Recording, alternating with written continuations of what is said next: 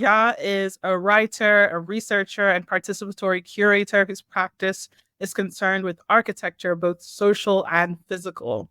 They are currently investigating structural barriers to loving through the Open Heart Clinic, which we're going to hear a little bit more about. It's a social design incubator for imagining future care infrastructure. And previously, Yaa founded Accra Studio, which housed Decolonize the Art World, an anti-colonial art history platform, and the Imaginarium, a virtual residency for Ghanaian digital artists. She's also the curatorial assistant for Anno Institute's Traveling Kiosk Museum, an experiment in creating exhibition architecture informed by locality. And they've been published in Frieze, Natal, Bitch Media, Trigger, and many more places. With that, there's so much substance and so much to get into. I wanted to start with maybe Yaa just telling us a little bit more about this concept of social and physical architecture and how you came to see yourself as you describe yourself to me as a social designer. What does that mean? How did you come to that? And what does it mean to be a designer of both physical and social? Yeah. So I fell into social design sort of by accident or something which I was doing and then later found the terminology for and found out that this was a whole field. And it really started actually when I was in university where I'd gone to study politics. But yeah, I told my parents that, okay, they wanted me to do law. I didn't really want to do the law. I was like, politics is a compromise. But I'd gone to uni in the US. So there was room to not fully declare that field of study. And on my way there, I had taken a history class, which was on global history of film. And it wasn't political, but more so looking at political events through the history of the films that were being made at the time. And from there, I started getting into art history. And in one class, which was specifically on curating, we looked at the work of Carrie Mae Weems. She had a series of portraits where she put herself in relationship with structures, large structures, I think in Rome, in the UK, in the US, usually state buildings. And it was a commentary on how colonialism and power is really encoded into these buildings. And at the same time, in this class, we were looking at like how to curate, not just curate, but how like the structure of exhibitions themselves also very much linked to the function of museums being a place where other cultures were meant to be displayed and almost like to justify their otherness and justify also like the knowledge. So like to have knowledge is just to collect, to display things, not necessarily to know or to feel. So I would go back home to Ghana. I went back to home to Ghana for a long summer. And while I was there, was speaking to different architects. One architect in particular was very foundational to my work. Yeah, just getting more in tune with how not just physical architecture, but like urban planning also is quite political. And one particular story that impacted me and I guess led me to thinking of what architecture looks like socially as well was Nat Amatifo, who's since passed, but he was the mayor of Accra in the 90s and then became more of an architectural historian and writer, shared with me that the blueprint of Accra, specifically like the oldest parts, Osu, Jamestown, in which if you or anybody who's listening has been to Accra will know is quite like windy or the roads are quite narrow and you can easily get lost. And he was sharing with me how that was quite intentional and dates back to during like Ga people designing their settlements such that you needed to have an intimate knowledge of the area to be able to navigate it. And that way they were a bit more protected as a coastal community from raids because one, it would make it more difficult for people to get in, but also if they were to capture someone and be trying to take them away, they would be more likely to be stopped along the way. And also for that reason, family homes are built quite like close together, it's quite tight knit.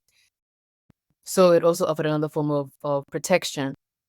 And I think Yeah, that really solidified a lot for me. And much later on, about 2 years ago, I had seen a role being advertised at a design studio called Community.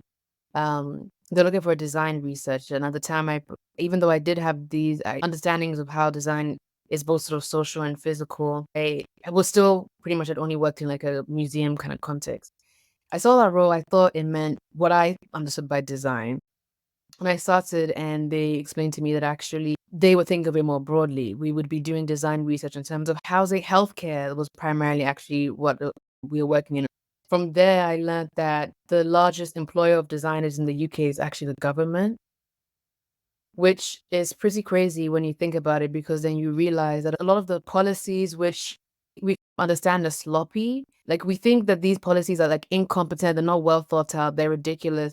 But actually, no, like British, both sort of colonialism and currently today, the harm that government does is very well thought out, very designed, has service designers, has content designers, has all this research, innovation going into it. I feel like I'm going on a tangent. But in summary, that's what I mean by social and physical architecture and how I came to social design and how I understand it now. Mhm. Yeah, no, you weren't rambling at all. I was really interested in everything that you were saying. First of all, what was the name of the architect that you His mentioned, someone who inspired you? Yes, his name was Nat Amatefio, and it's spelled Amartefeio. Not Amatifio. Okay. Okay. Yeah, I think the point that you made about the history of Ghana with slavery, the slave trade, and making the streets narrow and windy. My dad and his family actually grew up in Ghana, and if you ask him, he'll tell you that in some ways he only developed his Nigerian identity and everything in adulthood because most of his life was actually spent. He grew up in Ghana, so that's just like a little, yeah, my little connection.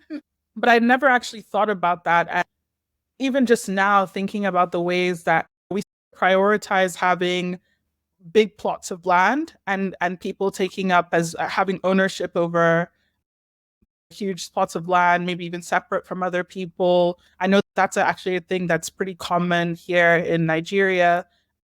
The wealthier you are, the more land you have, the more kind of separation you can give yourself from. But actually, they're having closeness. Some of these elements are essential or have historical kind of roots. And I think about the ways that some of that has been erased. But then the other point that you raised that was really interesting is with the fact that the UK government is the biggest employer of designers. And that's really interesting to me. I think you're right about strategic incompetence for sure. Sometimes I think also with TikTok and all of these different platforms, there's a tendency to memify everything, to poke fun at everything, to say that these politicians are dumb and things like that. But actually, this is just a reminder that these are really powerful, long-standing, thought-out mechanisms. And design itself is such a powerful tool that they know it and they harness it continuously. So I guess something that I think about is like, what does it look like for us to reclaim design and to use it not as a tool of the state, which it can be used positively by the state. Design as a practice that is rooted in community, in everyday people driven action. And then I guess actually this comes back to the politics of love. And so maybe this is a good point to talk about like, how do you explain what the politics of love is and how it's incorporated into our daily lives? And how does that relate to your design practice or the ways you think about design? Yeah, thank you. Yeah, politics of love. So firstly, I actually want to speak to what you were saying about sort of design, like reclaiming design, and that will bring me to love.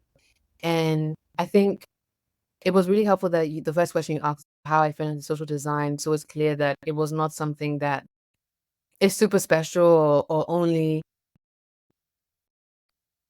relegated to specific people who, yes, there are degrees in it, but it's also quite new. So there really aren't even that many. And something that I have been trying to do with Open Heart Clinic is not only widening the definition of design for myself and also for others who participate, but making it clear that we are all designers. We literally are all designers of our lives and of the rituals that we invite people into, be it like a dinner party. And if given the space and the language and support to, can design so much more. I like to remember or remind myself when I'm unsure of how much impact can be made that even Ghana, so when we gained independence in 1957, somebody designed the flag. Somebody chose the name Ghana. I believe it was JB Danko, actually. I was like, "Oh, I really like this name." And so, in terms of reclaiming design, that I guess the first step would be awareness of the fact that the architecture that sort of supports or defines our lives, both social and physical, were made by other people just like us.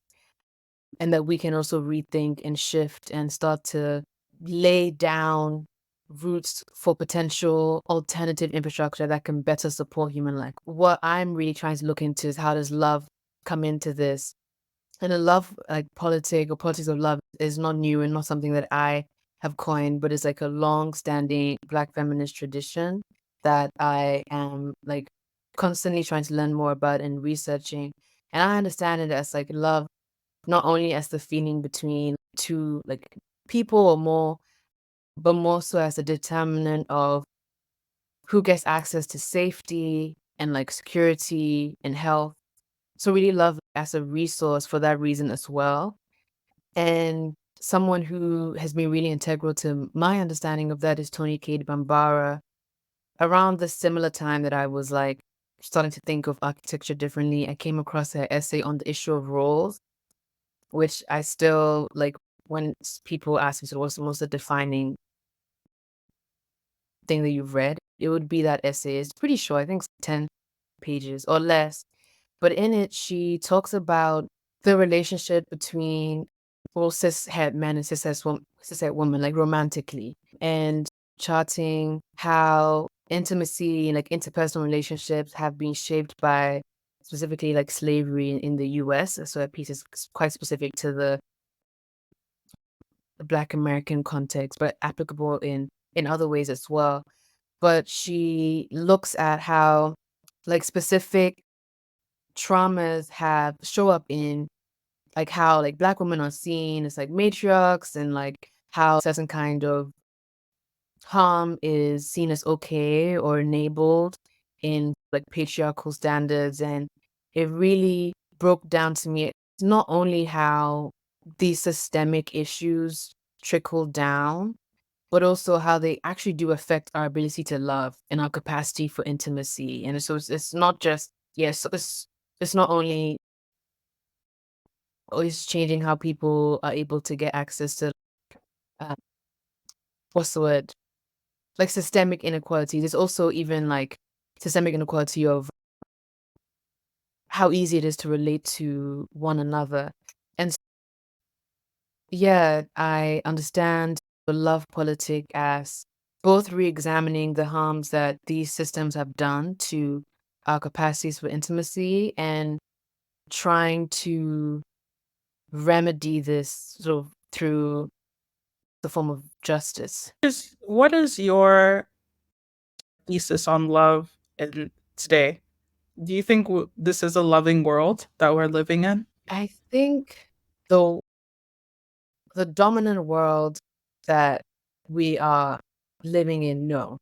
I do think there are loving worlds within that I exist in, I know other people exist in, and intentionally cultivate with people in my life. So yeah, I see loving worlds in existence and trying to change things. But overall, or even when you step outside of that, you are confronted with the harshness.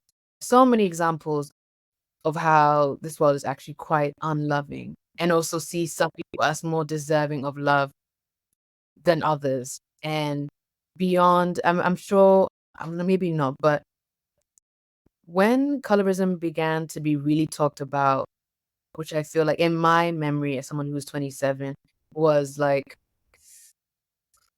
probably when I was like 16. So that would have been like 2010s. I feel like it was suddenly not when I was younger, all sorts of crazy things were flying. But Yeah. as I got older, that was just not acceptable. And you don't see it in the way that you do today, even. But Yeah. when the conversation was really happening, I remember some of the pushback to when dark skin Black women were talking about colorism was like, but why does it really matter if you are not desired because of the way that you Right. look or Yeah. desire? When like that, it's so much more than that. It's so much more than desire. It's like, I think that's another example of how love is not just, it is also actually safety and who we see as worthy of life. Yeah. And it links up to who we see as okay to be violent towards or discard. And we see those false imbalances we see those imbalances all the time. So many examples right now on who is referred to as like even in the news, how they report on things that happen, well, particularly around October in Israel versus in Palestine, was some 300 people found dead, full stop. Whereas in Israel, it'd be like 300 wounded angels. Yeah. Yeah. So I think, unfortunately, the dominant sort of narrative, the dominant world is not loving and it has that reserved for a few. Mhm. What are the characteristics of, first of all, I would agree with you that that I think the world as a whole, or the dominant sort of system, or whatever you want to call it, is very loving. I don't think, because to me, love goes hand in hand with life affirming, caring, nurturing, uplifting, nourishing. And I think that in many ways, that's not what we have. And you do see those sort of asymmetries, and not just asymmetries, but stark imbalances. So I agree with that. But I also agree that there are worlds within worlds, and there are different planes of perception. And so, how do you recognize, and maybe this is also a bridge into talking about the open heart clinic, which I'll get to in a moment, but how do you recognize what is a loving world, right? And how do you protect, preserve the love that you may have in a particular community, the way that you're cultivating it? Does it look the same for everyone? We pose this question to our community, like our little members chat for the Ijeruka's members. And someone was talking about the ways that people deliver criticism to each other and where they're from, and how it can be quite harsh. It can make people feel low, but that's just part of the culture. And so sometimes we take things as like love or loving or whatever, we think we're doing people a favor, and in that context, we may perceive it as love, whereas in another context, it may be seen as harmful. What does love look like? How do you recognize what is a loving world? What to you are the characteristics of a loving world? Yeah, that's a really good question. And for a long time, I've been actually trying to put into words, not necessarily characteristics, but more so principles. I think the first that immediately comes to mind is grace, which is a really, or can be like a small thing, but even like what you were saying about critique and giving harsh critique, and not grace in terms of just forgiving anything that somebody does to you, but even to begin creating or sustaining a loving world or community or relationship with someone else to start to go smaller, is you do need to be able to engage in good faith and be open to who that person is, and also be open to yourself and like the mistakes that might be made. in relationship with that person is also what will allow you to, when missteps are made, both name them and still try and mend that relationship as opposed to discarding it, which I would say is a quite characteristic of the world we live in now, actually. That sort of overall world where like people are just thrown away. People are, you go to prison, it's just so grace. Another, which I see often actually when looking at sort of the Black feminist tradition of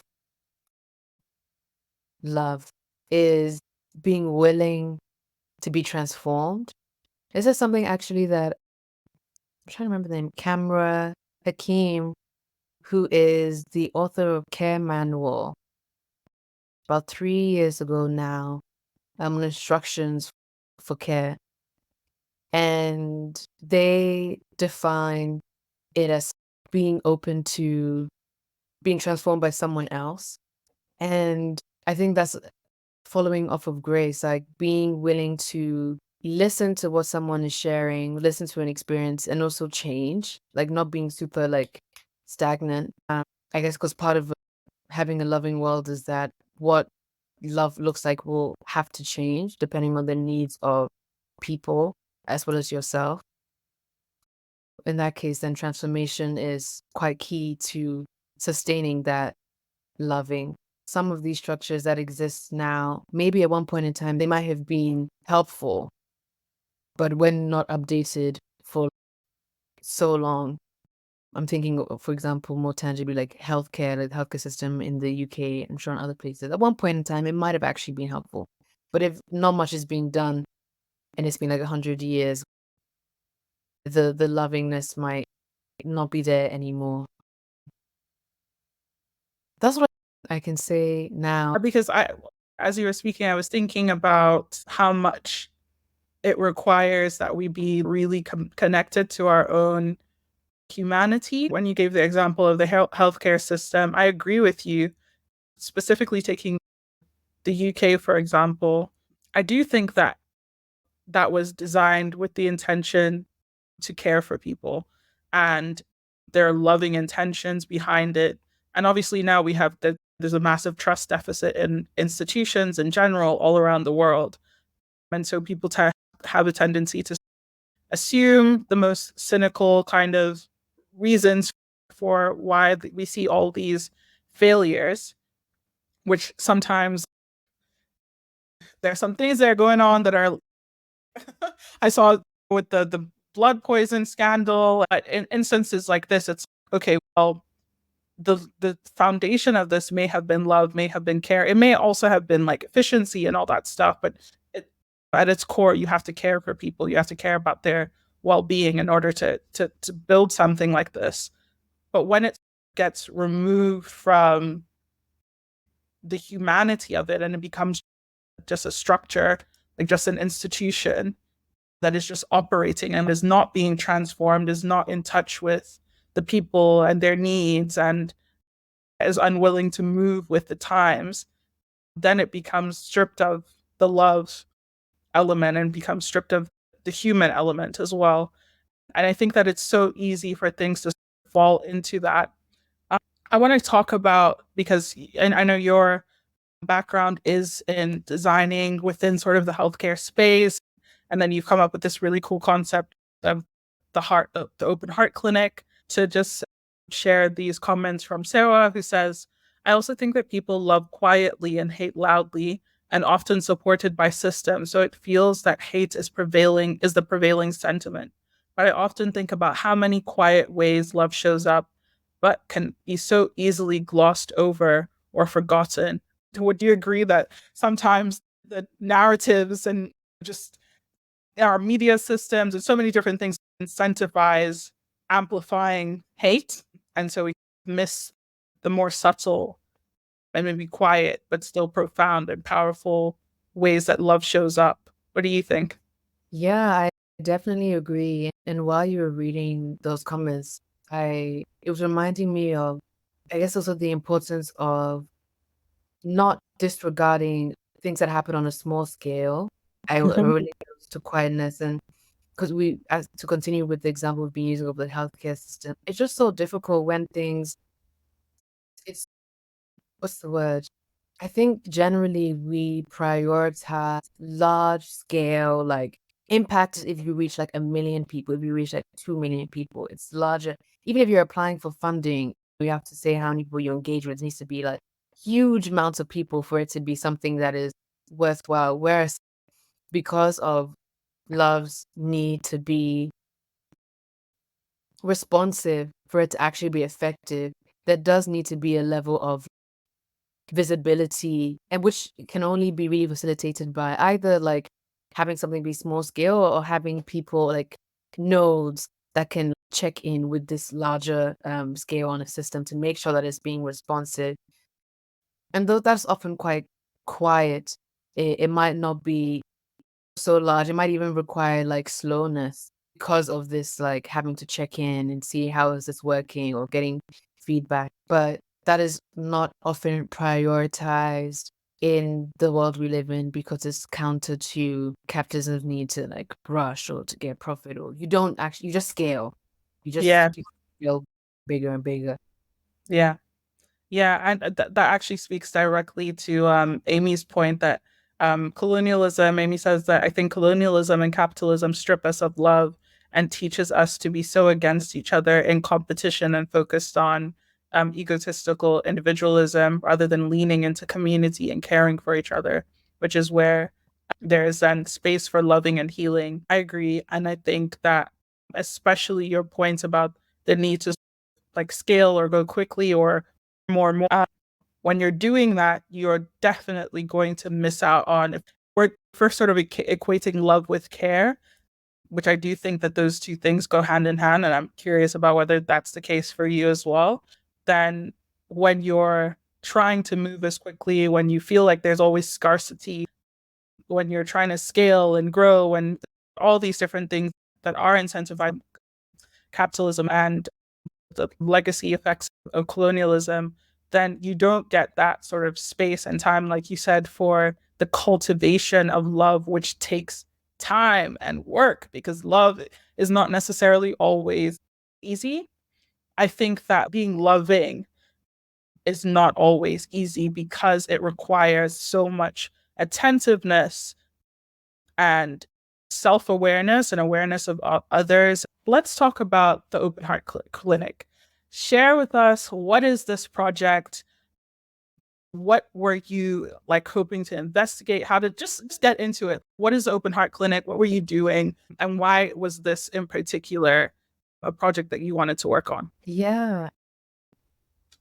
So I think in our conversation so far, we've contextualized some of the things that I was thinking through or experienced that led me to Open Heart Clinic, actually the Tony Capeman Bar essay. But in going off of that, I guess in my own personal life, I was looking at, so as I said, so I come from Ghana, so grew up in Ghana. And I was looking at a lot of just romance, which I love also.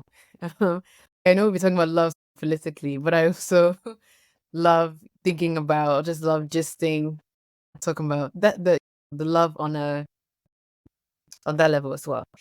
And I was like, wow, colonialism has really done a number on us. And so it started as a series of like workshops primarily.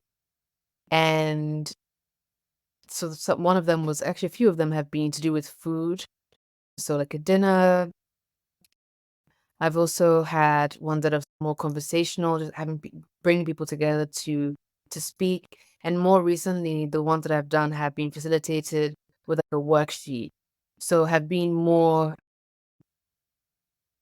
exercise based, so less free flowing, which was also really helpful. We're more like getting to the roots of it, asking questions, making space to speak, making space also to sketch out what an artifact from a loving future might be like based off our conversation. And this was really inspired by a friend of mine, Nema Kitere, who introduced me to the concept and practice of guerrilla theory, which is basically an approach to knowledge that make space for learning that is not only in academia, that is not only in a paper, but also might happen in the group chat, around the dinner table, and allows people to speak to their experiences and really examine like the political within that. And so for a few years now, actually even outside of Open Heart Clinic and other workshop or in research projects I've done that have involved other people, I've always paired together this discussion element following this practice of guerrilla theory, and at the end of it, more of like a spoken design element. So not just having this conversation, which will often get really emotional and sometimes heavy, and just leaving people with that, but then channeling that into, okay, but what is something that we can take away? I've usually had it future centered, but sometimes people decide to stick in the present. What's something that you can do today that is more loving? Either way, but Open Heart Clinic is, yeah, this sort of incubator that I am nurturing to begin to cultivate or help people cultivate not only loving relationships, but think through how we can then build that into more loving structures. Junia is asking, you mentioned food and a few other things. Junia is asking if any of your open heart clinics have related to the body or movement, dance. Yeah, I'm curious about that as well. And how did they go, if so? Yes, the first two actually, the first one I ever had was on my birthday 2 years ago.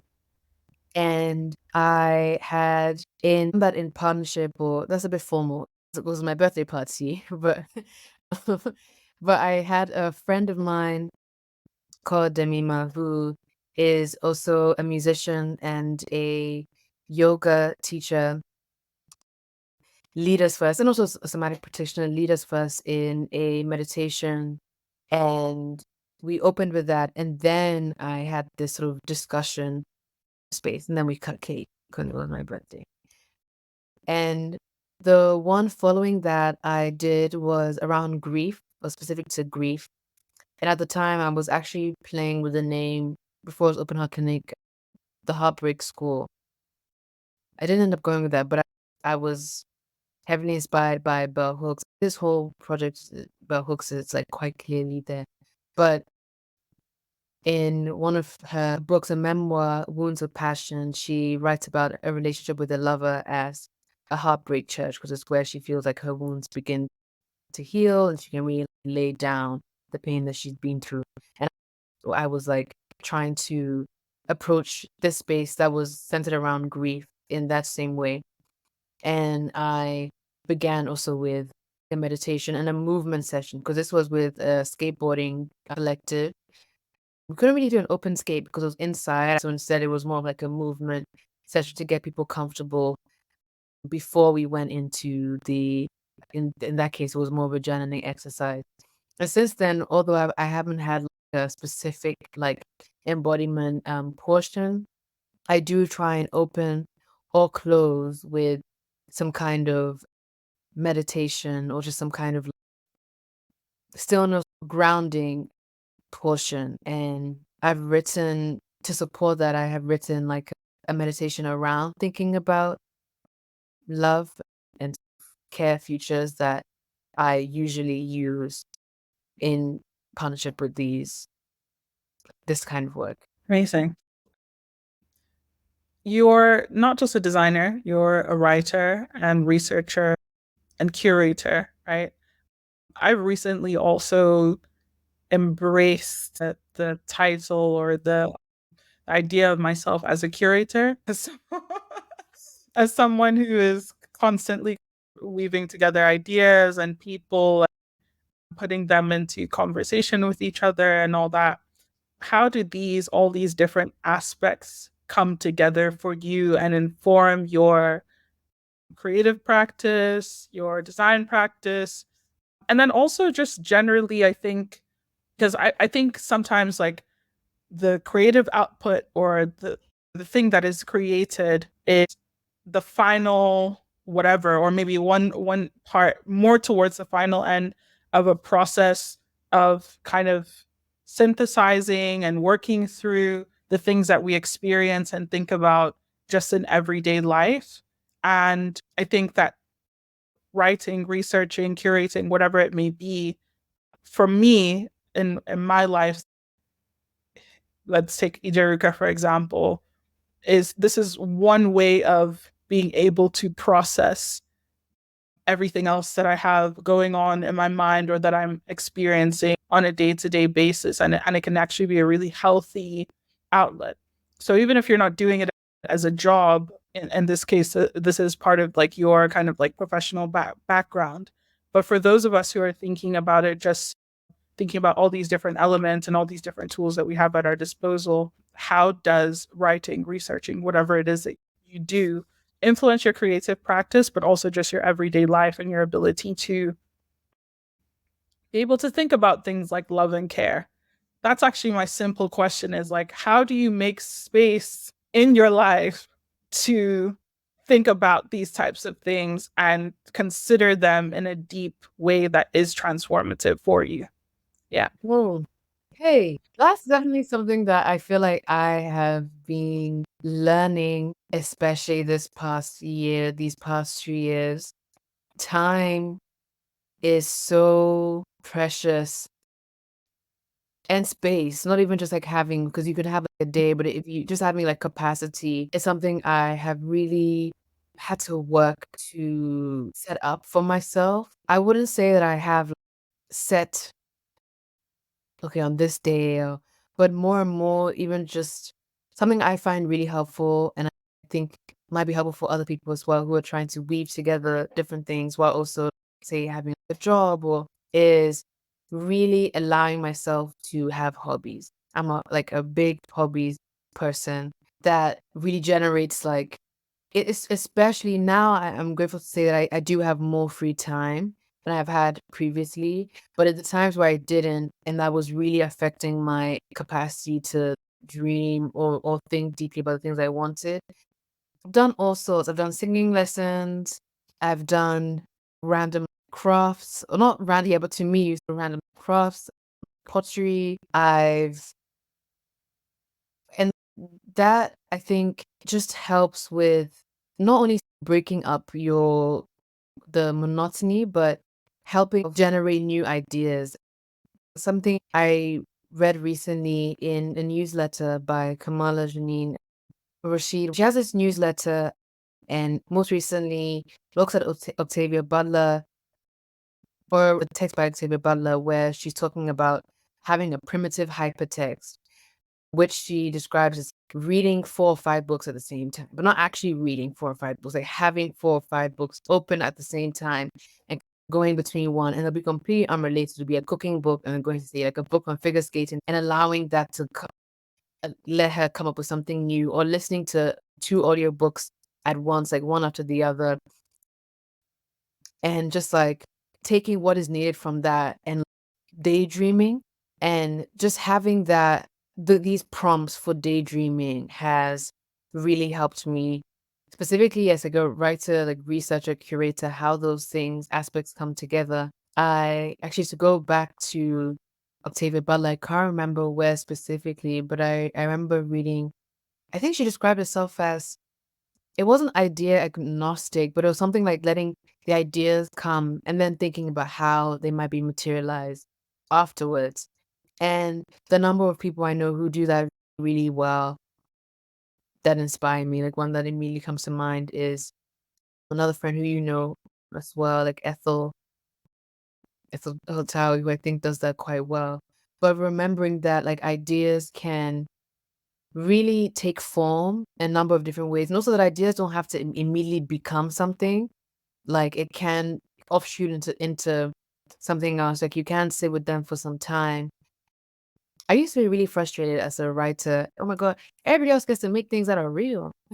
And words are just on a page, or they're just like they're just like on a screen, or they're just like you can't, which is not, I have gotten over that.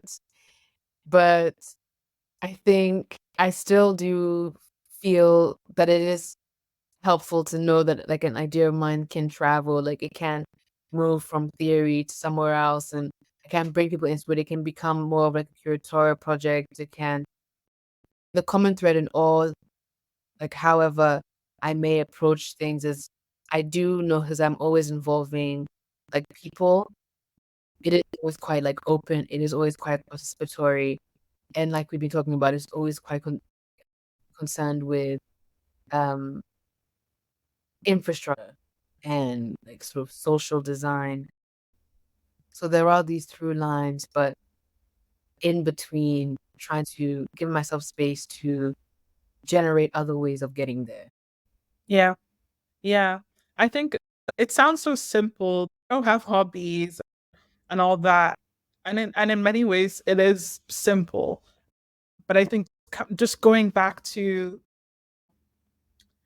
I have this like tension that I'm always grappling with, which is on the one hand, not wanting to be in a deficit or limitations mindset and constantly be to resist the temptation to always call attention to the barrier and to center possibility more, to center opportunity more, and things like that. For example, you have just shared that you create time for hobbies and for just being inspired, like having multiple sources of inspiration. Your friend that you shared listen has lots of books around. I'm the same way. I'll just have like multiple books in front of me and maybe open and I maybe read one or two lines and that triggers something for me. And I think that those types of things are very generative, and these are things that we need to be practices that we need to be reminded of, that we do need to make space for play and for inspiration to come from wherever, and to not have necessarily an end goal in mind right at the beginning.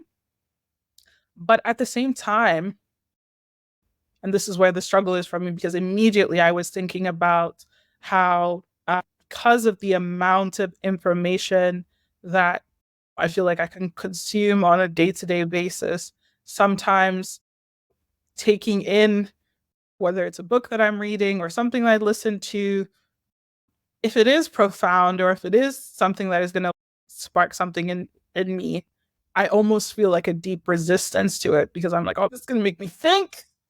And I don't have time to think. Like, what I need right now is to shut down and to not have, even if it feels like something that is positively stimulating, it's still just another form of stimulation. And yeah, so I was just wondering if anyone else felt that way as well, that sometimes I'm like in awe of the amount of resources and knowledge and things that are available to us, but at the same time I feel like a deep resistance to engaging with them sometimes, because I'm like, I don't have the bandwidth to even be inspired, if that makes sense. I don't know if you have an answer to this or a response to this, but just coming back to, okay, this is part of the structural thing that makes it difficult for us to really nurture and nourish the parts of ourselves that are able to love and care and to connect in that way.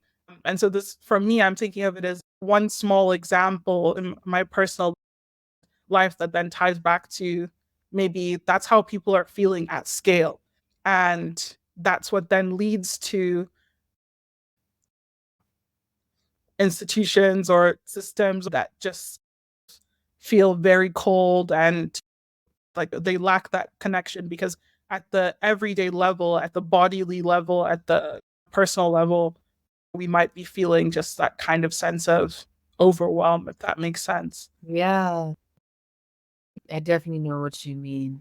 But I also feel like that's not a bad thing to not want to engage some, because boredom is also generative. And I'm really reminded that when I look at kids and the way that they play with nothing, like literally, like you see a child playing with like air and like a piece of wood or just or Lego, even, you're really making something out of nothing. But that sort of restriction is giving, specifically in the case children, like space to practice imagination and practice like creativity and really entertain themselves. And we don't do that as much as adults, but I definitely get what you mean. And sometimes when I do feel like that, I try and let myself just be like bored or be head empty until something comes. Okay, the questions that we put together, we're gonna talk about a lot of structural this and colonialism and all these different things, but it went in a more personal direction, and I'm really glad for that. For those of you who are listening, either now or later, when this is up on YouTube, Yaa is also going to be hosting a Designing Loving Worlds workshop. So that's very exciting, and it's happening on June 20th. So in that session, we'll have the opportunity to get into all of the things that we talked about in a lot more depth, but also to practice and to play and to do that with not just seeing our faces, but seeing the faces of other people as well. So I just wanted to close by asking you, Yaa, what is currently capturing your imagination? What are you currently enjoying, exploring? Doctor Who. Oh, Yeah. Which that's what came to mind immediately. Specifically the new season Mhm. with Kuti Gatwa, who is, I forget his name in sex education, but Otis's Yeah. best in sex education. I find it really interesting. One, I think he's brilliant. He's so beautiful. Yes. But also, I agree. it's just lovely to watch. But also, I'm learning a lot about the world and also the design through science fiction. Yeah. And Doctor Who, especially, I'm seeing this is like the British imagination. Mm. His season is more updated. It's like they're trying to reach a younger audience, but still, it's something that's teaching me a lot. Everything we'll be talking about, I think, can be really explored through Doctor Who. And what else has been really You've catching? shared so many great recommendations Yeah. throughout this whole thing. So we're going to compile and get back to everyone. But yeah, I love the Doctor Who shout out because I actually saw something on. I've never watched the old Doctor Who. I went to school in the UK, so obviously Doctor Who was very big. A lot of people talking about Doctor Who as a staple in British culture. But the newest one, I saw something on TikTok earlier today, which was talking about how they intentionally made the episode so that to see how long it took before people realized that there were no other blood that everyone in the show was white. Mm-hmm. They said that was something that they did intentionally to challenge people's thinking to see like how long does it actually take you to realize that you're not really seeing any other types of people in the show. I haven't watched it. I just saw that small clip and it made me really curious because I always think about like when I watch a show and if I don't see any black people or if I don't see any people of color, I'm immediately conscious of it just because that's the experience I've had in my everyday life where I'm like, okay, if I walk into a room and I'm the only black person there, that's something that I feel. But then there's many people who have the privilege of not experiencing that and never actually thinking about it. So I'm very curious about a show that is intentionally trying to make that a point in the way that they design the show or design an episode or whatever. Thank you so much, Yaa. I really enjoyed this conversation and I'm looking forward to your Designing Loving Worlds workshop. We will share all of the resources and recommendations that Yaa shouted out throughout the course of this conversation. And I hope to see some, if not all of you, in that workshop. All right. Thank you so much. This No has been problem. Bye. bye.